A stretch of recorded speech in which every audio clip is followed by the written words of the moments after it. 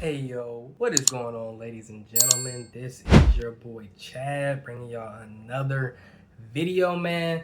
And in this video, I'm going to be describing to you all a part of a vision that the Lord gave me. It was like Saturday at 5:30 a.m.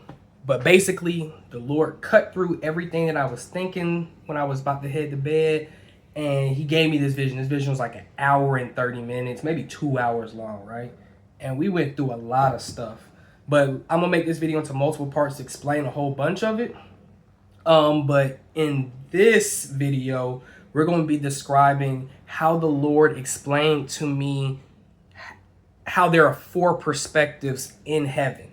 And these differ from the perspectives that we consider perspectives on earth. But like I said, I was just in my bed, about to go to sleep, and then He cut through and He humbled and rebuked me right off rip. He was like, Chad, I'm coming to you because of your wife. She has been praying for you. She has been warring for you in the spirit. You have backslid some. You don't read your Bible as much. You're not on fire for me like you used to be. And that's going to have to stop. Basically, what's the whole gist. And then He showed me the vision. And I'm going to tell you guys this part of the vision.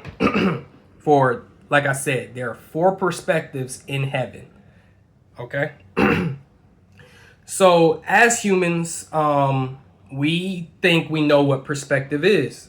We know first person, which is looking through your own eyes. Third person's looking from the outside. But we don't really quite understand second. And now there's a fourth that He revealed to me. So the fourth perspective. Okay, so you have 1 through 3. Perspectives 1, 2, and 3 belong to angels and other entities that belong in heaven. The fourth perspective is God's perspective. Only He can access this fourth perspective, which is also the fourth dimension.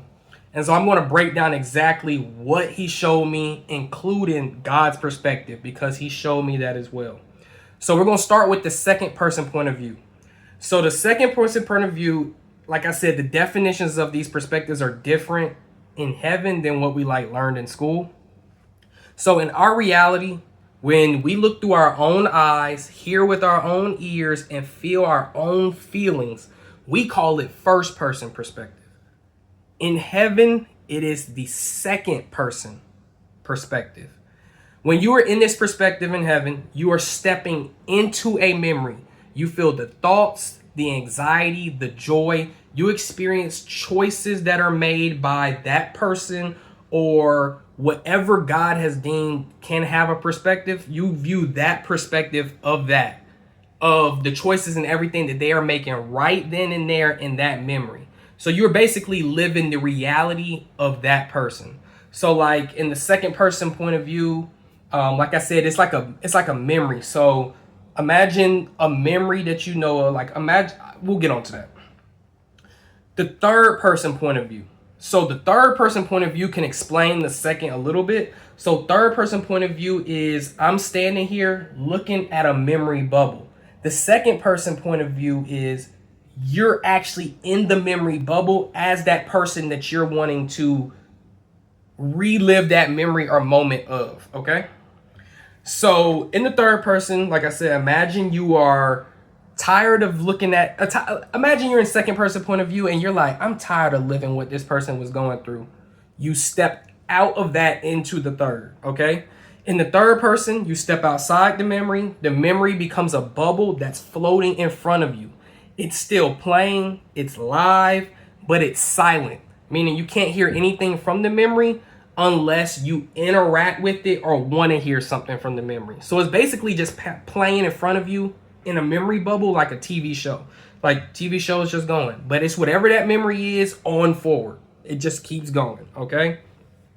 And also in this third person point of view, you have no emotional attachment to the memory.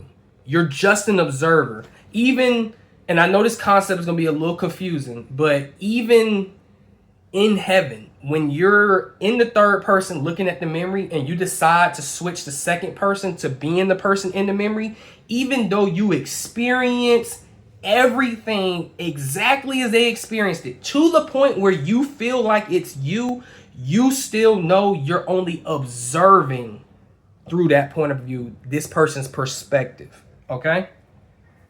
So that's the third person, which, like I said, explains a second. Then we have the first person point of view. Now, this is where it gets interesting, because the first person point of view, like I said, is not like the first person here on earth. So God showed me this. He basically showed it like this.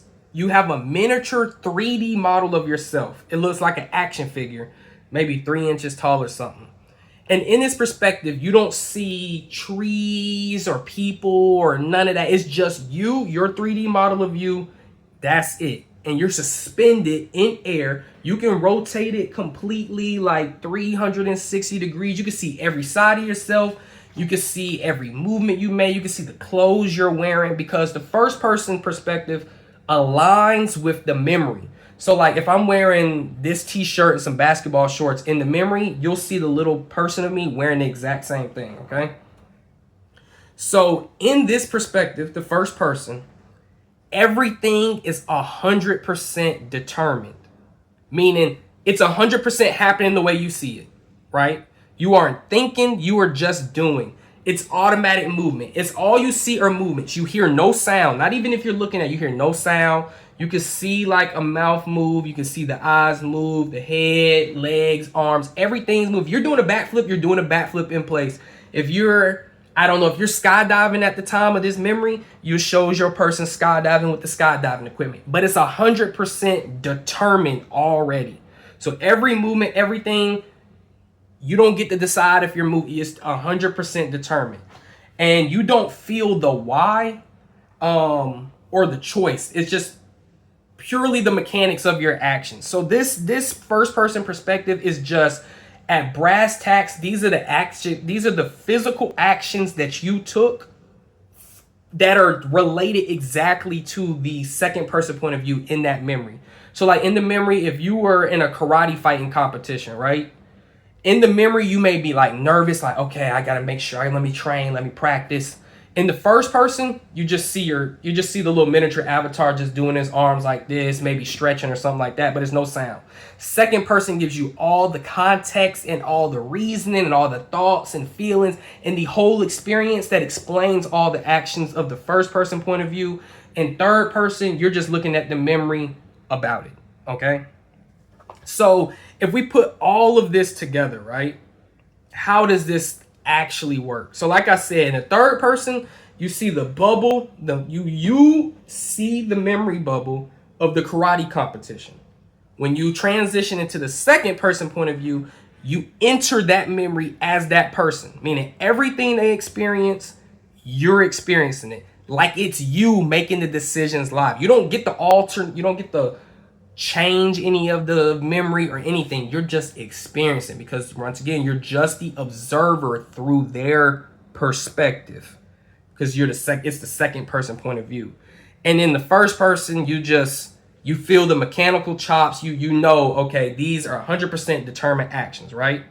And in heaven, as angels or other entities, you can switch between these perspectives instantaneously. So like an angel can go, oh, okay, that's a karate competition Chad was in. Let me see what he felt this day. Feel exactly how I felt, like it was me. And then he sees the determined actions, right? So the fourth person point of view. Now, this is the point of view that God showed me, that I was like, God is on a power scale level. He's over 9,000, right? This man is super powerful. So when he showed me the fourth person perspective, this is a perspective that only God can access. Even the angels can't access. This is God's point of view, right? So in the vision, I basically saw God seated like he was like in a chair. And I'm not saying that it said God above his head or not, but the understanding I got in the vision was this was a representation of God. I couldn't see his face. It was just this lower half. He was glowing yellow and white. And suspended in front of him were all of his creations. I don't know if it was everything he's ever created, but it was like a lot of creations. And they were all different shapes and sizes. And like if you imagine like a bulletin board, right? Imagine a bulletin board with no back. It's invisible like this, and you just see items just suspended in air on this board. So on that board, I could see Earth. It was like in the bottom right. And like I said, it was a whole bunch of different sizes and shapes of different stuff on the board. And Earth was like the size of a baseball, and it was just rotating in place along with all the other items that he had. And from the understanding, because like during this vision, God was giving me instant understanding behind everything he was showing me, as well as like, you know, giving me Bible that would come to my head and everything like that, Bible verses. And you know, I'll explain those near the end, but also, like I said, I have more videos coming out that can really get into this. I'm just trying to make sure I get this out to you guys. But I could see that Earth and all the other stuff were his creations. Like I understood these is everything I created. And the Earth being the size of a baseball, it made me realize like I said in the vision, I got the understanding that Earth is really insignificant. Like it's one of God's creations, yes. But he could really throw away the Earth if he wanted to. But because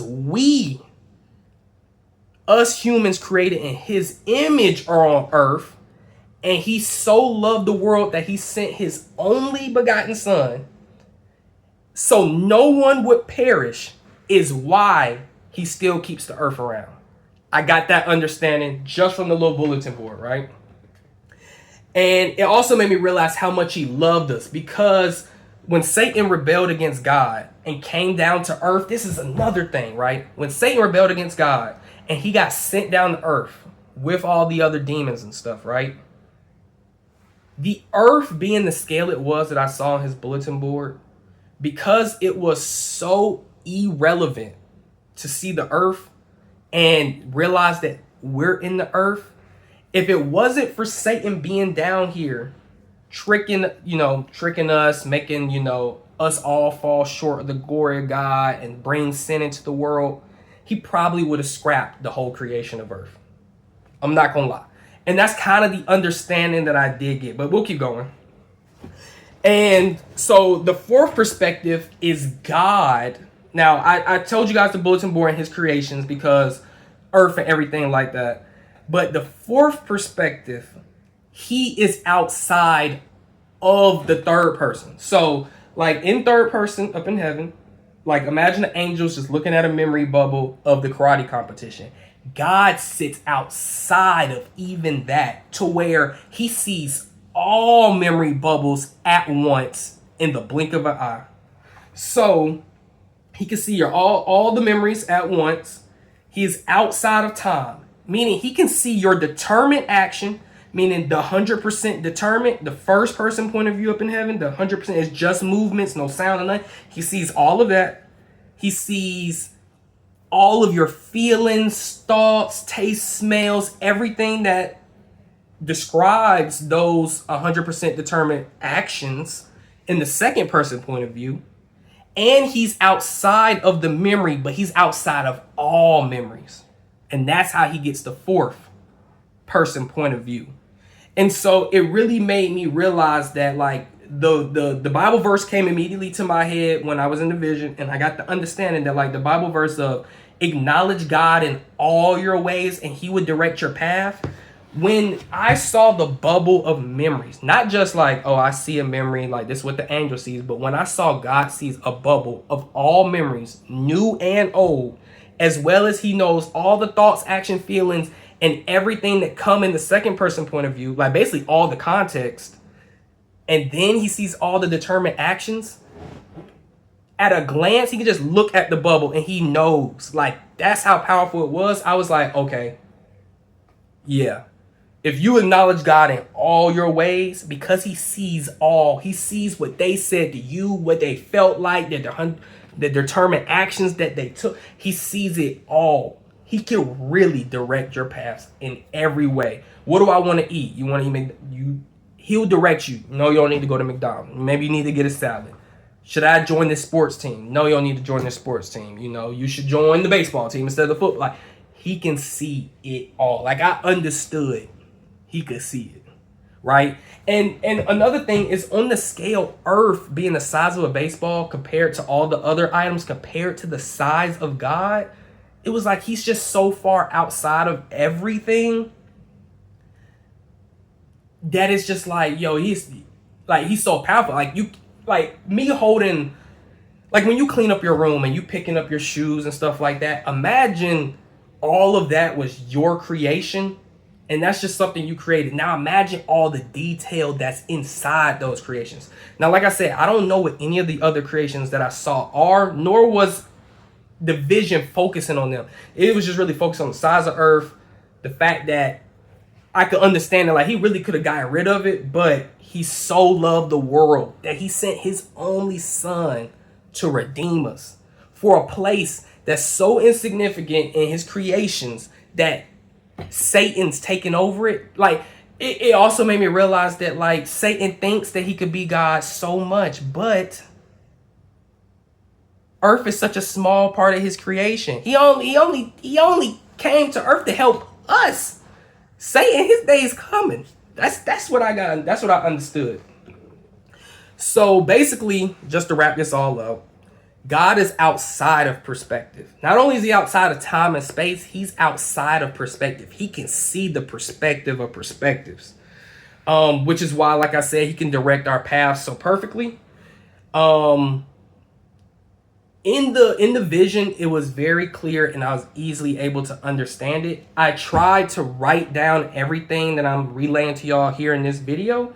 So I'm going to put in the description one of my blog posts that I put out, typing all this out to make it clear cut, to where maybe if I got you guys lost along the way here, it would make sense. But let me know down in the comments if any of this explanation made sense. So basically, like I said, heaven is built on perspectives. Angels and entities in heaven can access perspectives 1 through 3. God can access the 4th. God sits outside of all perspectives. So you have the third person perspective, which is I'm looking at a memory of whoever I'm looking at a memory of. That's what like I said, anything that God created to have a perspective, which as of right now, me being human, I only know that I have a perspective and all other humans, maybe dogs have them, maybe trees and flowers have them. I mean, they're technically alive. Maybe they have a perspective. You know, I don't know. But third person, I am looking at a memory of whoever or whatever's perspective of that moment. Second person, I become the person or so that I'm viewing the memory of. I feel everything they feel. I feel everything that made them in that moment. I feel like I'm them. And then the first person perspective is just 100% determined actions from the second person perspective. And then God being the fourth person, he can sit outside. So God can literally see all the memories at once.